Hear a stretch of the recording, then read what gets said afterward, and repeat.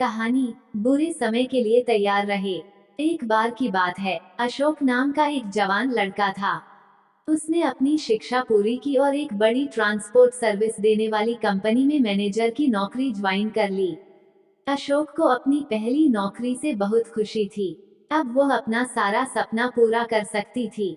उनके बचपन से ही अपनी खुद की एक स्कट कार का सपना था और अब ये सपना उन्हें और सबसे ज्यादा सताने लगा था क्योंकि खुद की कंपनी के मैनेजर से होते हुए भी उनके पास कोई कार नहीं थी। उसने हाल ही में नौकरी शुरू की थी, इसलिए उसके पास कार लेने के लिए पर्याप्त पैसे नहीं थे। फिर भी एक दिन उसने अपने पिता से इस बारे में चर्चा की और कार को लेकर अपने विचार पिता से कहे। उसके पिता ने उससे कहा, बेटे, मुझे पता है कि तुम एक कार लेना चाहते हो लेकिन अभी भी कुछ बेचना चाहते हो।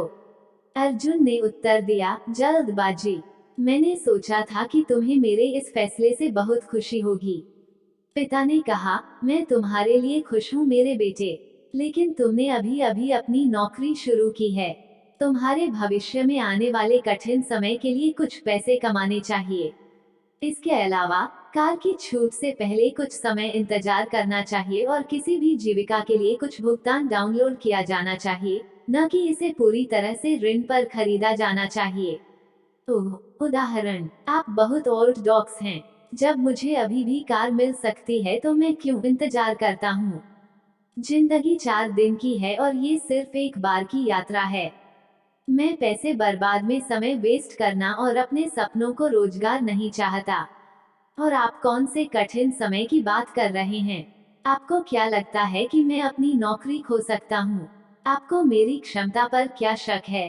अशोक ने उत्तर दिया, नहीं बेटा, मुझे क्षमता पर संदेह नहीं है।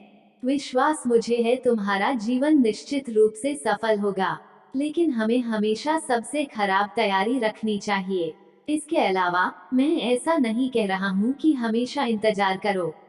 कुछ वर्षों तक पैसे करो और विरोध की स्थिति के लिए कुछ बचाओ और साथ ही अपनी कार के डाउन पेमेंट के लिए भी कुछ पैसे बचाओ, पिता ने कहा। मुझे समझ नहीं आ रहा कि आप किस बुरे समय की बात कर रहे हैं। मैंने कमाई शुरू करने के लिए कई वर्षों तक इंतजार किया ताकि मैं अपनी कार खरीद सकूं। मैं अब और इंतजार नहीं कर सकता, अर्जुन ने जाने से पहले कहा। अर्जुन ने कार लोन लेकर आगे बढ़ने का फैसला लिया। उन्होंने ऋण के लिए आवेदन किया और उन्हें तुरंत मंजूरी दे दी गई। अब वह अपनी कार का गौरवान्वित स्वामी था। उसे सफलता का एहसास हुआ। अब उसका सपना पूरा हो गया।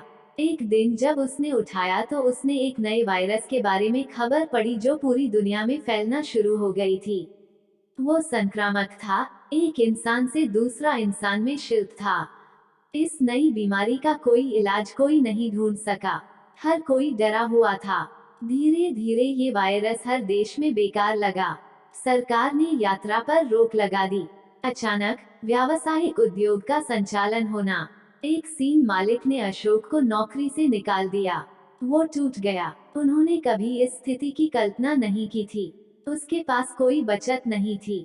इसके अलावा उसके पास अपना कार ऋण भुगतान करने के लिए पैसे नहीं थे। अर्जुन को रात में नींद नहीं आई, अंततः उसे अपनी कार छोड़नी पड़ी। स्थिति इतनी खराब थी कि उसे अपने जीवन के लिए अपने दोस्तों से पैसे उधार लेने पड़े।